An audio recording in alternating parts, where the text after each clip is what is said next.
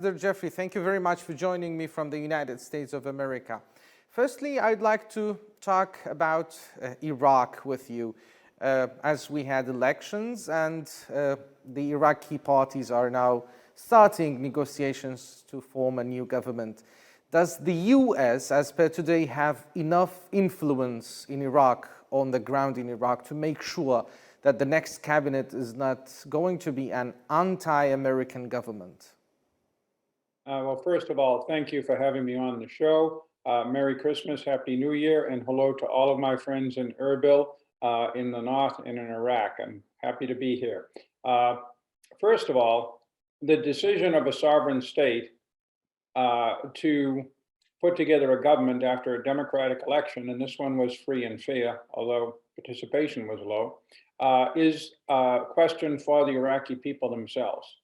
But that is not to say that your neighbors and friends, and the United States is certainly a friend, do not have an interest, not in a government that's anti-American or pro-American or anti-country X or pro-country X, but a government that will serve the interests of the Iraqi people.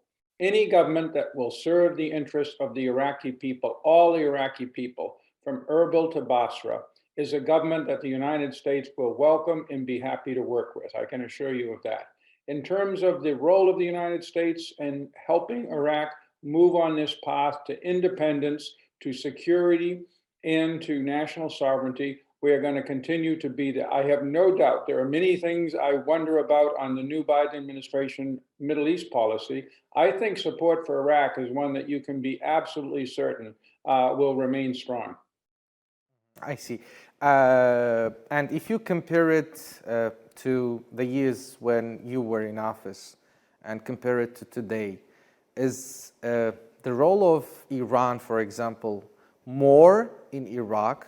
Irani influence is more in Iraq or less, according to 5-10 years ago?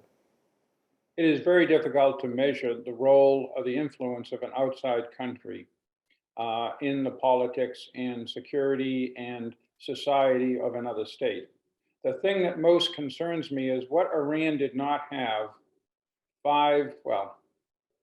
what Iran did not have 10 years ago was a armed state within a state. There were, of course, militia groups, terrorist groups, basically, Hatib Hezbollah, Asal Haq, and others that were receiving money and support from Iran, but they were considered outside the law.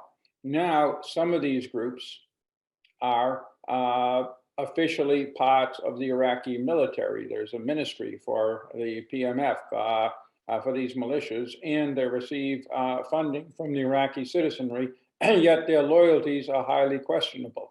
That is a concern.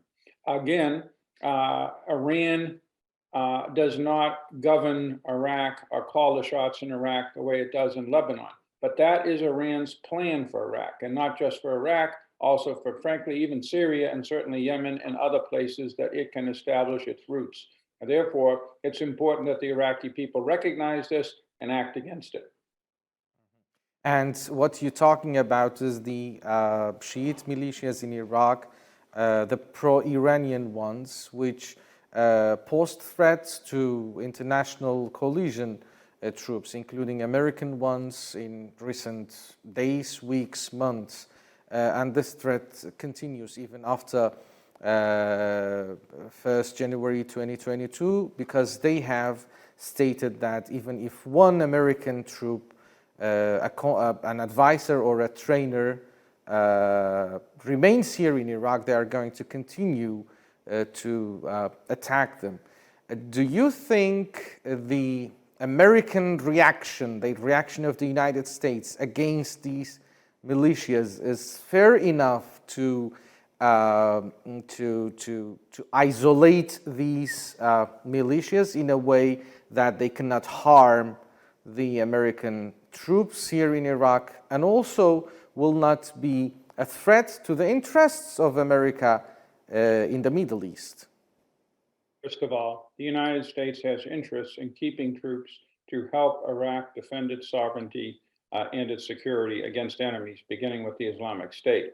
Secondly, United States forces and those of our coalition partners and the NATO mission is capable of defending themselves, as people have seen before. But the main thing is, think of what you just said.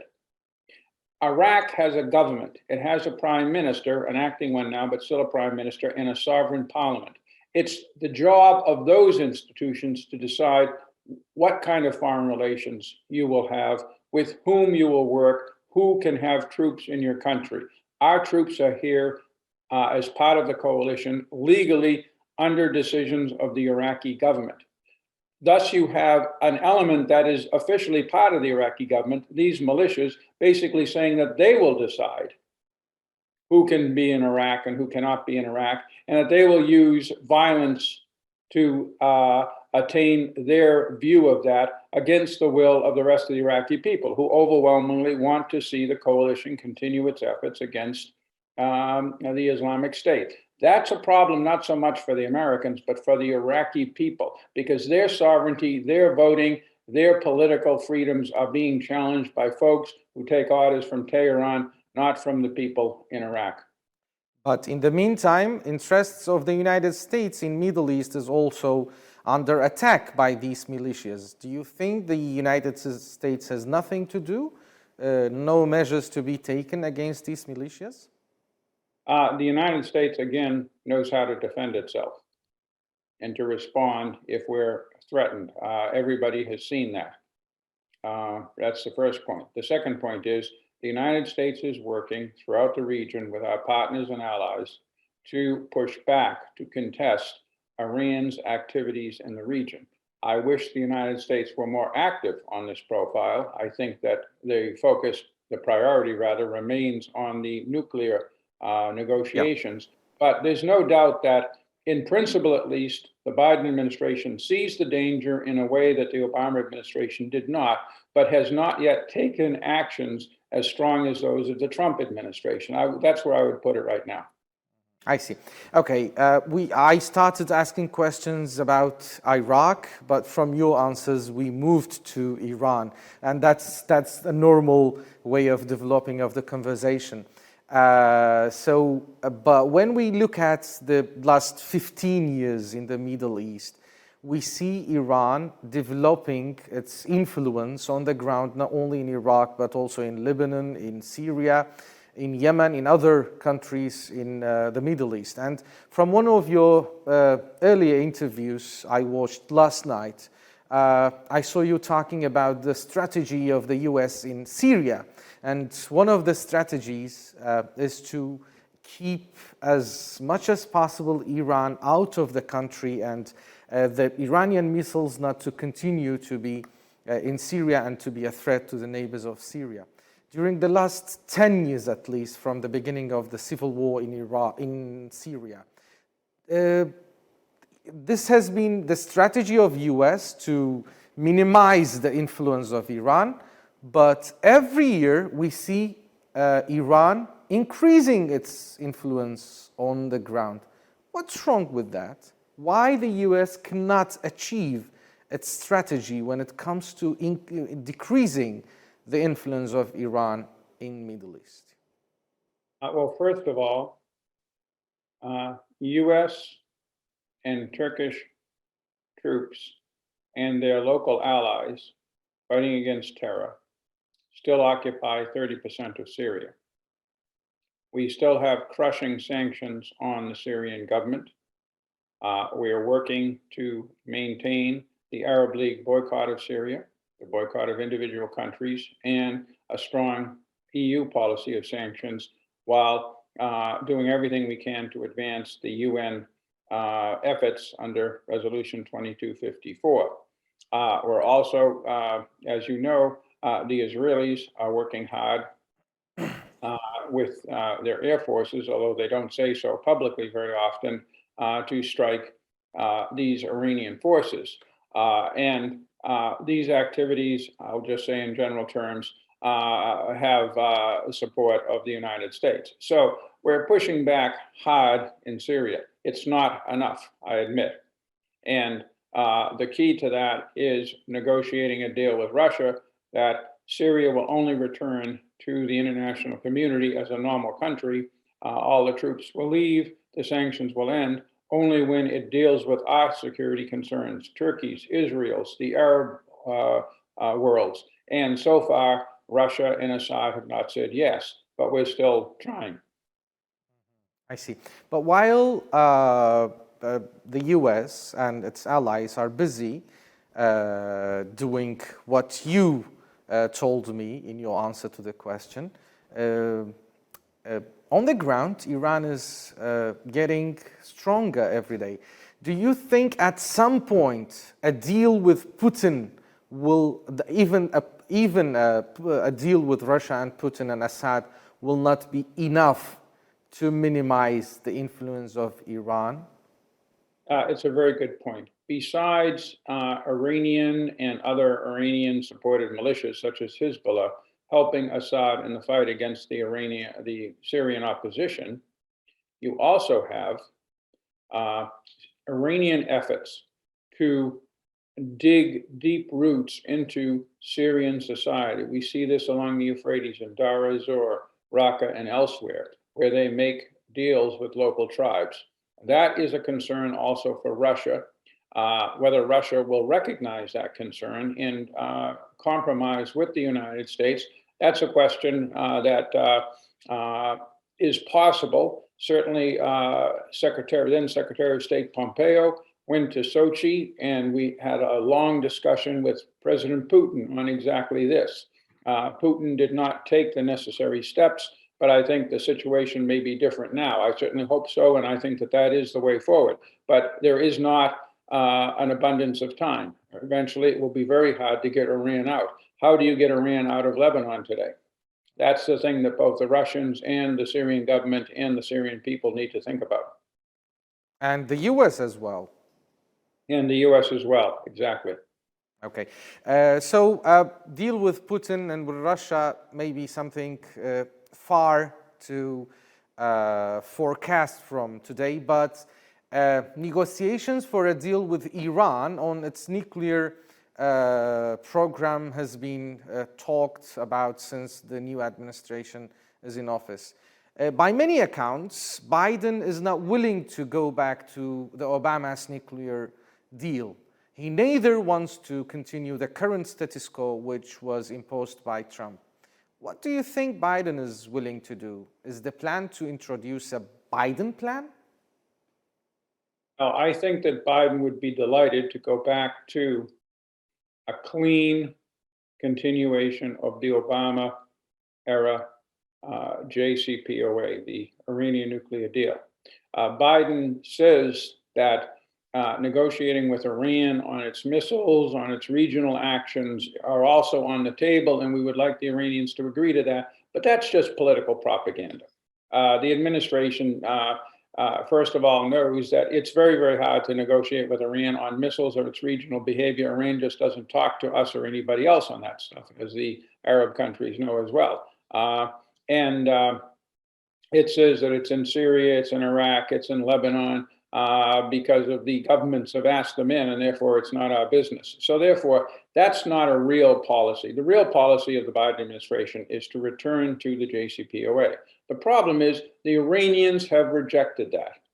They have made significant progress on their nuclear program. They want to maintain that progress. Therefore, they do not want to go back to where they were in 2018, where it would take them a year to develop a nuclear device. They're much closer to that now. They don't want to give that up. The other thing is they think that they have economic ties, particularly with China, but also with Russia, that will protect them from the impact of American sanctions. So the two sides are looking at any way to move this forward and to avoid a major crisis in 2022. Because if Iran gets very close to a nuclear weapon, and they're less than a month away now probably, there will be major repercussions throughout the region, be they military, be they other countries' efforts to have a nuclear program.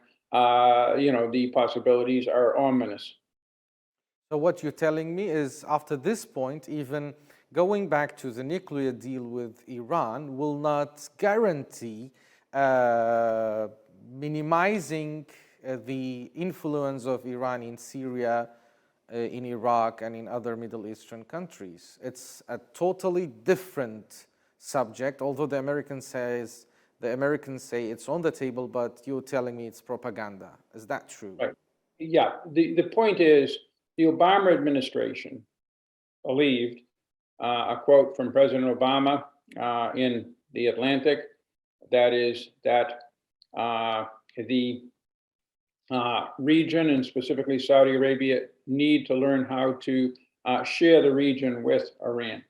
Obama thought that that Iran was basically a normal state, that it was acting badly in the region because it felt insecure, and that things like the nuclear agreement would make it feel secure, and therefore it would stop acting in the region. That is, he did not understand that Iran was basically a revolutionary expansionist power. Biden thinks differently. He thought differently in 2015. He thinks differently now. He sees the nuclear agreement as something in and of itself. It solves one problem, Iran's threatening development of nuclear weapons. It does not solve the Iran problem. That's the difference between Biden and Obama, I think. Okay, let's move to Syria, talking about Syria. Many people think that the current administration does not have a clear strategy towards Syria. After 10 years of the conflict and civil war in the country, today, Russia, Iran, and Turkey are way more effective than the US on the ground. Does the US have a strategy when it comes to Syria and Rojava, Kurdistan, as per today? Well, first of all, I would argue that the U.S. has been very effective on the ground in Syria and in Iraq in defeating the Islamic State, which is why specifically we have our military forces. And that's of great interest to the people of Erbil, of course. Secondly, and all Iraqis. Secondly, the United States is continuing to maintain its military presence in much of Syria. No one has challenged that seriously. I don't think anybody will challenge that. Thirdly, the United States has its local partners, and it has worked hard to ensure that the friction between those local partners, the Syrian Democratic Forces, and Turkey does not descend into another armed conflict, as we saw in October 2019. The United States has been successful in that too. So therefore, I wouldn't say that we're not successful in Syria. What we have not done was... Is the US as influential as Russia and Turkey and Iran in Syria? Can you claim that? I claimed that when I was the Syria envoy. And today? Hold on. And what we were able to do was to freeze the conflict in mid-2018. Show me where Assad has gained territory since August of 2018. So we have frozen the conflict and maintained the pressure on Assad. That's, considering the failures of American policy before 2018, a major step forward. This administration is continuing that overall policy, and thus Assad has made no further progress. But it is not clear how the administration sees the way forward.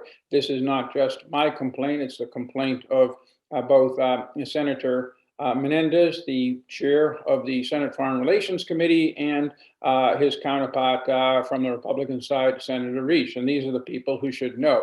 There is also major problems of all of our partners in the region, all of whom I've talked to, on what exactly the United States under President Biden is trying to do in Syria to move beyond this stalemate, which, as I said, is a good thing. It stopped Assad's expansion, but where do we go from there? There is no clarity on this position, and that is dangerous. We have troops on the ground. 4 other outside states have troops on the ground. There are many actors inside Syria, Hezbollah, the Islamic State, the Syrian Democratic Forces, Hayat Tahrir al-Sham, and others. There's chemical weapons.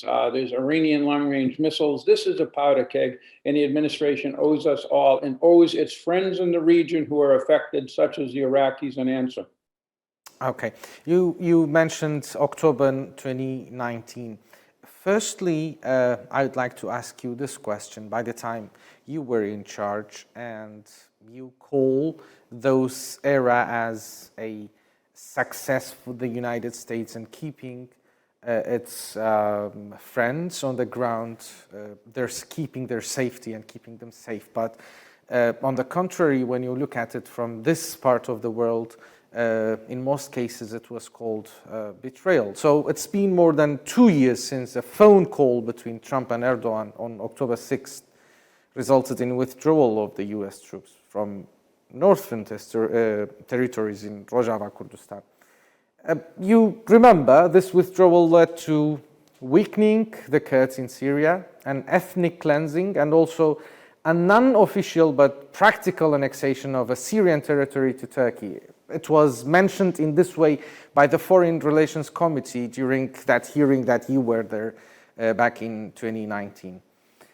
The withdrawal was named as the Great Betrayal, not only by the Kurds, but also by Senator Lindsey Graham, Senator Marco Rubio, and Senator Mitt Romney. As per 2021, there is a new administration in Washington, D.C. With this new administration, is the U.S. back on track in a way that a phone call would not result in such dramatic change in the U.S. foreign policy? Well, first of all, the United States troops did not withdraw from northeast Syria. They're still in northeast Syria.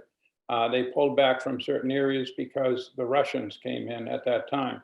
But we are still there. The Syrian Democratic Forces still have effective military control of 95% of northeast Syria. The Turks did seize a small area about 110 kilometers wide to 30 kilometers deep in the north. We regret that. And we imposed very strong sanctions, which very quickly stopped the Turkish incursion. And since that time, there has been no further major Turkish moves. Therefore, I think the situation is stable. I do not think that this administration will, as we saw in the recent reports of another Turkish military move, this administration made clear that it would not support that in any way. So I think that the situation there is stable. But every day is a new adventure in Syria and in Iraq. So we'll have to wait and see. But I'm confident that the administration will act very, very robustly if anybody tries to change the status of northeast Syria. And there are many potential actors to do that. So you're telling me the U.S. is back on track, that a phone call cannot change the U.S. foreign policy in a dramatic way. So Tiltamer last week was attacked by the Turkish air forces or missiles, and there were 3 civilians losing their lives and 10 others who were wounded. What would be the U.S. reaction to this if Turkey continues to have its intentions for more expansion in northeast Syria at this point? The Turks and the United States have an agreement as of the 17th of October, 2019, that there would be no further ground movement of Turkey in northeast Syria. The Turks have basically adhered to that. The Turks strike targets elsewhere in northeast Syria because they see these targets as associated with the PKK. The Turks are attacked in their areas by PKK, by the Islamic State, frankly, by the Assad regime and such. So there's a fair amount of shooting back and forth. We regret that, but we don't see that as a significant change in the status quo that's now lasted for over 2 years. Back in the hearing in 2019, one of the committee members asked you about war crimes, and will you take Turkey to The Hague if the war crimes are conducted in these attacks? And by the time you told him that there are reports that you're going to study, I'm sure you had plenty of time to study those claims. As per today, are you sure Turkey did not conduct any war crime during its assault on the northeast Syria? Certainly, Turkish-backed Syrian opposition forces did, and the Biden administration, after an extensive investigation, did sanction one of those groups. Furthermore, we had, beginning at that time in October of 2019, presented various evidence to the Turkish forces of the actions of their allies. Some of these were investigated. Some of them resulted in some effects. Units were shifted out and such. We weren't happy with some of that, and thus the administration did sanction one of the groups. And how about using of phosphorus weapons? Do you think it was used for, as per today, are you sure, not do you think, are you sure it was used for, military reasons, purposes, or it was used as a weapon, as a chemical weapon against, as a forbidden weapon against civilians in northeast Syria? I know of no official American study that's concluded that phosphorus was used incorrectly. That's a very complicated question because phosphorus is used in two ways. One is for smoke screens. The other is as essentially a weapon such as napalm. And that is not legal under the various international conventions. But I don't think that's a major source of U.S. inquiries right now. And it was not investigated in the U.S. since 2019 up to today? Everything gets investigated and looked at that happens in northeast Syria. I don't think that there's been any final conclusion. I see. Okay, let's now talk a bit on a wider scale on the Middle East. The U.S. went into a full-scale intervention in Iraq. I'm talking in terms of fight, in terms of war, a partial intervention in Libya, and no intervention in Syria when it comes to fight against the regimes of these countries. But by many accounts, they all have failed. What do you think is the way forward? Is there any new strategy to try? The United States certainly failed in Libya. The initial intervention in Syria in support of the Syrian opposition from 2011 on by the Obama administration clearly failed. Its goal was to remove Assad. It didn't. I would say that the American intervention in Syria beginning in 2014 to defeat ISIS was extremely successful, and the current American presence in Syria has stopped, along with other actions of other countries, as I said, Assad from winning the war and retaking all of his territory. So I would challenge that assumption. And in terms, I would say as we say, the jury is still out on Syria. It depends on what this administration does. And I would say in Iraq, we were successful. Iraq today is a democratic country, largely. I'm sorry to interrupting, but when I'm talking about a failure and you call it a success, just look at the three countries. In three of them, what you have is chaos. How do you name it as a success? Maybe in terms of military action from the US, you may call it a success militarily, but you see in the three countries, chaos is what the country is led by chaos. First of all, as an Iraqi, are you happier with where you are today as opposed to 20 years ago? I'm sure happier today. Thank you. You made my point. And if you're a Syrian, are you happier with the situation today? But I'm so sorry. As a Kurdistani, I'm happier today. If you ask the same question to someone from Mosul or to someone from Anbar or to someone from any other southern or middle Iraq citizen, you may not have the same answer. I would say that if you ask that question of 80% of the Iraqi population, that is the Shia Arab population and the Kurdish population, you would get the answer you just gave me. And 80% is pretty good. In Syria, again, we failed in our initial effort, that is true. But since then, we have defeated the Islamic State, largely, certainly in the areas we are, and we have stopped the momentum for an Assad victory in Syria. That's a partial victory, and in Libya, we failed. So we are 1.5 for 3. In the Middle East, from my experience since 1973 on, that's about the ratio. Okay. So my final question is going to be, when are we going to see you back here in Kurdistan? You will see me back in Kurdistan. I traveled there 5 times from 2018 to the end of 2020, and I can't wait to get back, okay? Okay, we will be waiting to see you here. Thank you very much for joining us, and have a nice New Year and happy 2022 to you from now. Thank you for a really tough interview, okay? Thank you. Okay.